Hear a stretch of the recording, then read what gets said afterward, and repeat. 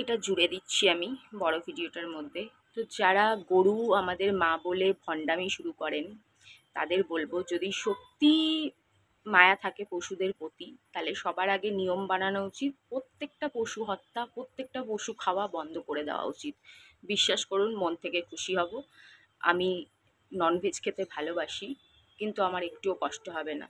কিন্তু নিয়ম সবার জন্য সমান হওয়া উচিত।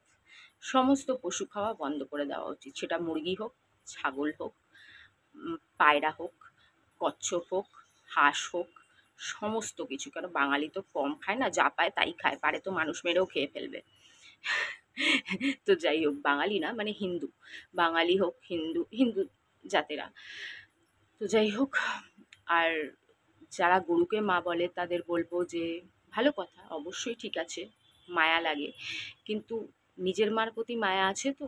তাহলে সবার আগে উচিত এরকম কোনো আইন আনা যে নিজের পেটের মাকে যাতে কেউ কোনোদিন বৃদ্ধাশ্রমে না পাঠায়। যত বৃদ্ধাশ্রম আছে সমস্ত বৃদ্ধাশ্রমে তালা লাগানো উচিত, সমস্ত বৃদ্ধাশ্রম বন্ধ করে দেওয়া উচিত। আর এরমও আইন হওয়া উচিত যাতে মাকে দেখতেই হবে, মার যখন বয়স হয়ে যাবে মাকে দেখা, মার ভরণ পোষণ করা বাধ্যতামূলক। যেরকম সন্তানকে কিছুটা হলেও দেখতে হয়, দেখে, নয় বাবা দেখে, নয় মা দেখে, নয় খুব কাছের আত্মীয় স্বজন দেখে, রাস্তায় ফেলে দেওয়াটা তো অন্যায়, কেউ তো রাস্তায় ফেলে দিতে পারে না, সেরকম মাকেও রাস্তায় ফেলে দেওয়া যাবে না বা একদম ছেড়ে দেওয়া যাবে না, কাউকে না কাউকে দেখতেই হবে।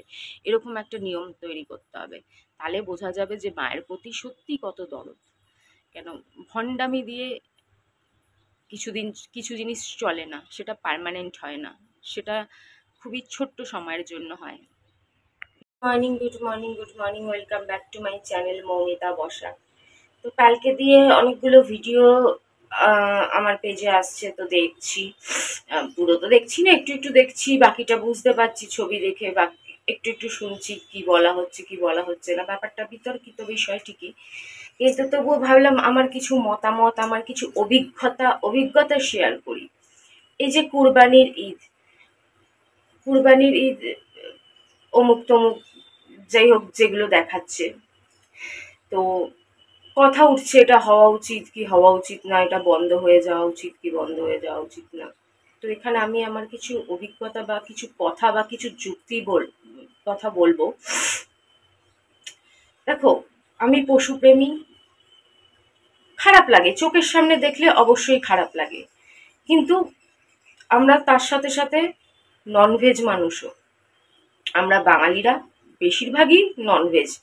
100-এর মধ্যে মনে হয় 90%ই ননভেজ। কেউ কেউ কোনো কারণে বৈষ্ণব বা কিছু একটা কিছু নিয়ে থাকলে, দীক্ষা অমুক তমুক বা কিছু নিয়ে থাকলে হয়তো তিনি খান কি খান না, সেটা আমার ঠিক মতন জানা নেই। কিন্তু আমি আজ অব্দি যত হাজার হাজার বাঙালি দেখেছি, সবাইকে দেখেছি ননভেজ। কিন্তু ননভেজ হলেই যে সে কোনো পশু পাখিকেই ভালোবাসতে পারবে না, ব্যাপারটা তো সেরকম নয়, ব্যাপারটা কখনোই সেরকম নয়।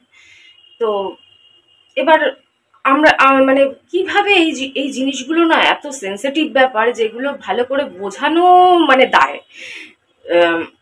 সাধারণত মরাটাই কিনে আনি, জ্যান্ত তো আমরা আমরা কাটি না অ্যাকচুয়ালি। আর মরে যাওয়ার পরে তারপর সেটা ফেলে দিক, জ্বালিয়ে দিক, ভাসিয়ে দিক, কেউ খেয়ে নিক, একবার মরে গেলে তারপরে তো আর তার কোনো কষ্ট থাকে না। তা আমরা সাধারণত মরাটাই কিনে নিয়ে আসি, মাছও মরা। সত্যি কথা বলতে মাছের প্রতি অতটা মায়া লাগে না, কেন ছোটবেলা থেকে ওটাই তো সবার আগে চোখে দেখেছিলাম, আর ওটা মরাই বাজারে আসে, আর এত এত পরিমাণে যে তার প্রতি হয়তো মায়াটাই কমে গেছে। কিন্তু জ্যান্ত মুরগি, জ্যান্ত ওর জন্য আমি ধারের কাছে যাই না, সাধারণত মরাটাই চোখের সামনে দেখতে বেশি পাই। তো আর পাঠা তোমরা জানো, ওটা হয়তো কোনো আন্ডারগ্রাউন্ডে বা কোথায় কি হয় আজ অব্দি আমার চোখে পড়েনি। কিন্তু সত্যি কথা এটা, যদি বাস্তব কথা জানতে চাও, তাহলে চোখের সামনে যদি কেউ জিনিসটা তৈরি করে, তাহলে সত্যি ওখান থেকে আমি ছুটে পালাবো, নয় অজ্ঞান হয়ে পড়ে যাব, নয় কান্নাকাটি শুরু করে দেবো, নয় চোখ দিয়ে জল বেরিয়ে যাবে। এটাও যেরকম বাস্তব, আবার আমি ননভেজ কাটা জিনিস বাড়িতে নিয়ে এলে সেটা রান্না করে ভালোভাবেই খাই, সেটাও ততটাই বাস্তব। কিন্তু আবার আমি চোখের সামনে দেখতে পারবো না, রাস্তা দিয়ে যদি কোনো ছাগলের বাচ্চা কে ঘুরে বেড়াতে দেখি, তাকে কোলে নিয়ে আদর করব, আর সেই আদরের মধ্যে কোনো জল মেশানো নেই, সেই মায়ের মধ্যে কোনো জল মেশানো নেই, এটাই বাস্তব। আসলে না আমরা প্রত্যেকটা ননভেজ মানুষের এই জিনিসের উত্তর দেওয়া বা এই জিনিসটা ব্যাখ্যা করা প্রচন্ড কষ্টকর হয়ে যায়। যারা দেখছো আমি জানি তারাও বেশিরভাগই ননভেজ খাও, কিন্তু তারা কি বিড়ালকে ভালোবাসো না? তারা কি পথ কুকুরকে ভালোবাসো না? কিংবা বাড়িতে কুকুর থাকলে তার প্রতি মায়া হয় না? কিংবা মুরগি খাও বলে চোখের সামনে যদি একটা মুরগির বাচ্চা হেঁটে চলে যায়, তাকে দেখে কি আদর করতে ইচ্ছে করবে না? কিংবা পাঠা খাও বলে সামনে যদি একটা ছাগলের বাচ্চা দাঁড়িয়ে ম্যায় ম্যায় ডাকে, তাহলে কি তার মাথায় একটু হাত বুলিয়ে দিতে ইচ্ছে করবে না? আসলে না, এই ব্যাপারগুলো এমন ব্যাপার যে এগুলো ঠিকভাবে ব্যাখ্যা করা, ঠিকভাবে বোঝানো খুবই দায় আর খুবই কষ্টকর। তো মোরাল অফ দ্য স্টোরি এটাই হলো গিয়ে যে মায়াও আছে, আবার যেহেতু আমাদের ফুড হ্যাবিট, আমাদের জন্ম থেকে এভাবেই ফুড হ্যাবিট, সেটাও আছে। দুটোর জায়গায় আছে। তো আমাদের যদি ছাগল পাঠা বন্ধ না করা হয়, তাহলে অন্য ধর্মেরই বা কোনো কিছু বন্ধ করানোর দাবি আমরা কোন মুখে রাখি? কেন ছাগলের কি কষ্ট কম হয়? পাঠার কি কষ্ট কম হয়? মুরগির কি কষ্ট কম হয়? আমরা ছাগল খাবো, পাঠা খাবো, মুরগি খাবো, আর অন্যকে কোনো একটা কিছু খেতে বারণ করব, সেটাও তো হয় না। সেটাও আবার লজ্জাজনক কথা হয়। তাহলে এরকম প্রতিবাদ যারা করতে চান বা এই নিয়ে যারা কথা তুলতে চান, তাদের সবার আগে উচিত ননভেজ বন্ধ করে দেওয়া, মানে ননভেজ খাওয়া বন্ধ করে দেওয়া, তারপরে প্লাকার হাতে বা পোস্টার হাতে রাস্তায় বেরোনো। কেন এদিকে আমি মুরগি মেরে খাচ্ছি, এদিকে আমি পাঠা মেরে খাচ্ছি, এদিকে আমি ছাগল খাচ্ছি, এদিকে আমি হাঁস খাচ্ছি। আজকাল তো জগৎপুরের বাজারে হাঁস পায়রাও বিক্রি হচ্ছে দেখি। মানে মানুষ কোনো কিছুই খেতে বাদ রাখছেন না। অনেক অনেক মানুষ ইউটিউবে সার্চ করে দেখো, হাঁসের মাংস কত কত মানুষ বাড়িতে রান্না করে খাচ্ছে। তা এগুলোর প্রতি মায়া নেই। এবার হ্যাঁ, কেউ হয়তো লজিক্যালি একটা কথা তুলতেই পারেন, কিন্তু লজিক্যালি কথা তুললে সেই লজিক্যালি কথারও তো তোড় আছে। যার কাছে যুক্তি আছে তার কাছে সব কথারই যুক্তি থাকবে। কেউ হয়তো বলতেই পারেন যে পাঠা, মুরগি, মাছ এগুলো ভোলে বাবার বাহন নয় বা কোনো ঠাকুরের বাহন নয়। ঠিক আছে, মেনে নিলাম। কিন্তু গরু বাহন, আমরা ভগবান রূপে তাকে দেখি, তাকে নন্দী হিসেবে তিনি কোথাও কোথাও পূজিত হন। গুণর বাবা ফোন করছে, পূজিত হয়, অবশ্যই মেনে নিলাম।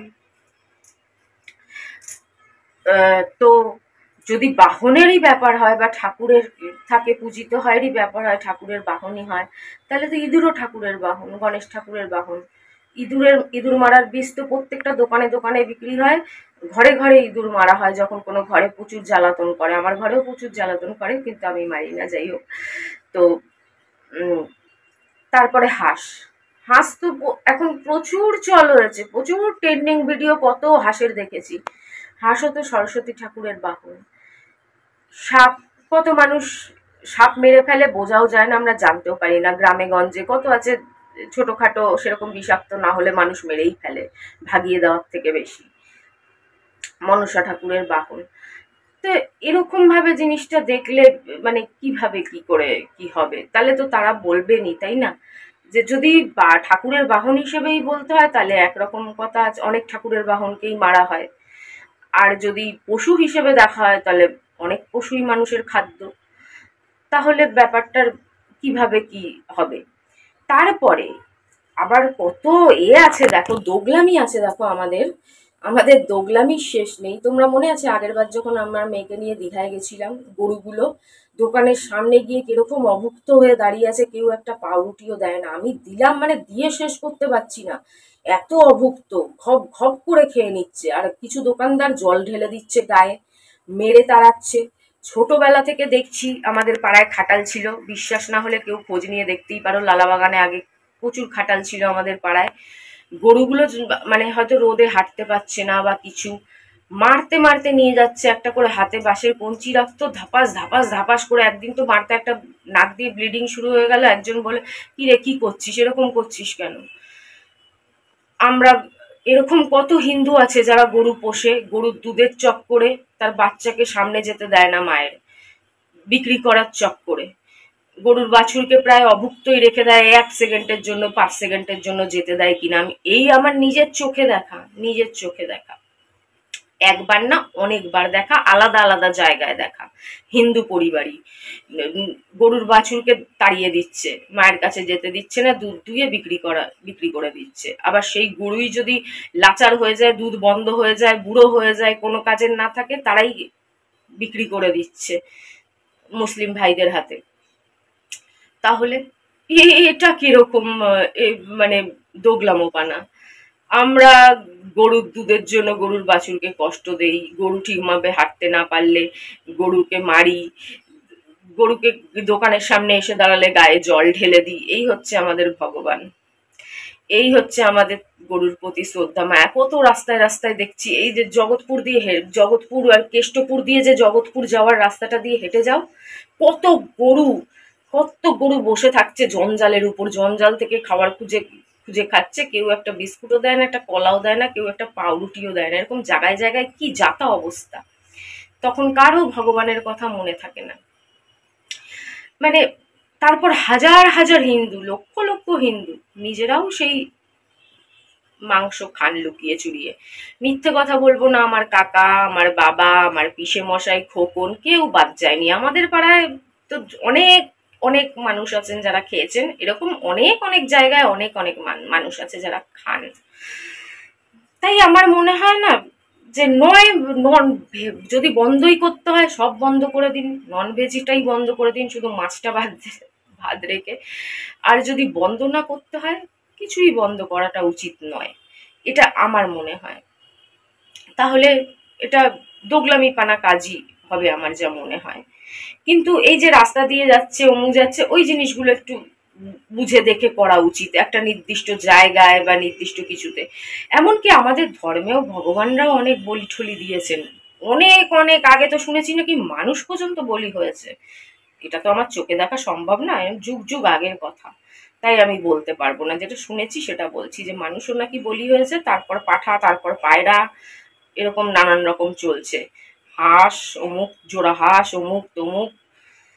তো এটা তো মনে হয় মানুষেরই একটা কখনো কখনো মায়া মমতা দিয়ে খাবার দিয়ে, মানে জিনিসটা এত কেঁচানো না, এই জিনিসটা যে বোঝাতে গিয়ে আমার ঘাম বেরিয়ে গেল একেবারে, মানে বলতে গিয়েও।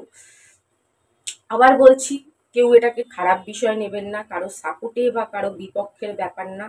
যা নিজের চোখে দেখেছি, যা জীবনে অভিজ্ঞতা হয়েছে, গরুর প্রতি যা অত্যাচার হিন্দুদের আমি করতে দেখেছি, সমস্ত অভিজ্ঞতা নিয়ে, আমাদেরও খাওয়ার হ্যাবিট নিয়ে, ফুড হ্যাবিট নিয়ে, সমস্ত কিছু অভিজ্ঞতা থেকে এই কথাগুলো বলা। তাই কোনো খারাপভাবে নেবেন না। আর সবচেয়ে বাস্তব কথা আবার বলবো, প্রচণ্ড পশুপ্রেমী। চোখের সামনে দেখলে আমি বেহুশ হয়ে পড়ে যাব, অজ্ঞান হয়ে পড়ে যাব, কোনো কিছুই খেয়ে মুখে তুলতে পারবো না যদি চোখের সামনে দেখি। যেহেতু ঘরে মরা জিনিসটা, পুরো রেডি করা জিনিসটা আনা হয়, তাই হয়তো সেটা আনন্দের সাথে খাই। এই ব্যাপারগুলো খুব ক্যাঁচানো, প্রত্যেকটা ননভেজ খাওয়া মানুষের জন্য এটা বোঝানো খুবই টাফ। কিন্তু যারা ননভেজ খাও, আমি জানি বেশিরভাগই খাও, যারা প্লাকার হাতের এই ব্যাপারটা নিয়ে রাস্তায় নেমেছে, কুরবানির ব্যাপারটা নিয়ে, তারাও খাও। কিন্তু তারা একবার নিজের মনকে প্রশ্ন করো তো, পাঁঠার মাংস কবজি ডুবিয়ে খাচ্ছি, চিকেনের লেগ পিস কবজি ডুবিয়ে খাচ্ছি, আর আরেকজনের খাওয়াতে বারণ করছি, সেটা কি আদৌ ভালো দেখায়? তাহলে উচিত বলিদান দেওয়া, খাওয়া ছেড়ে দাও, খাওয়া ছেড়ে নামও, জিনিসটা ভালো দেখাবে। ভেবে দেখেছেন আমরা হিন্দুরা কি খাওয়া বাদ দিই? মাছ, চিকেন, পাঠা, ছাগল, শূকর, হাঁস, কচ্ছপ, যদিও এখন ব্যান পাওয়া যায় না, কিন্তু পাওয়া গেলে তো দেধার সবাই খেত। এ তো বলতে লজ্জা নেই ভাই, সত্যি কথা, আমিও খেতাম। কচ্ছপ, অক্টোপাস, মানে কোনো ব্যাং, কোনো কোনো জায়গায় তো ফগও খাওয়া হয়েছে, ফগের মাংস অনেকে খায়। আগেকার দিনে রাজা রাজারা হরিণের মতন একটা কিউট আর সুন্দর জিনিসকেও বাদ দিতেন না, হরিণও খেতেন। আমার ঠাকুমাও খেয়েছে হরিণের মাংস, বলেছে অসাধারণ, একটু শক্ত লাগে কিন্তু অসাধারণ তার টেস্ট। ঠাকুমার বাবা যেহেতু জমিদার ছিলেন, কোথাও কিছু একটা বন্দোবস্ত হয়েছিল তখনকার সময়, যাই হোক। তো হরিণ মানে যুগ যুগ ধরে কি না খেয়েছে আমি তো ভেবে পাই না, কি না খেয়েছে। তো কেউ একটা দুটো দু তিন রকম জিনিস খায়, তাকে কি করে বারণ করাটা যায়, সেটাই কথা।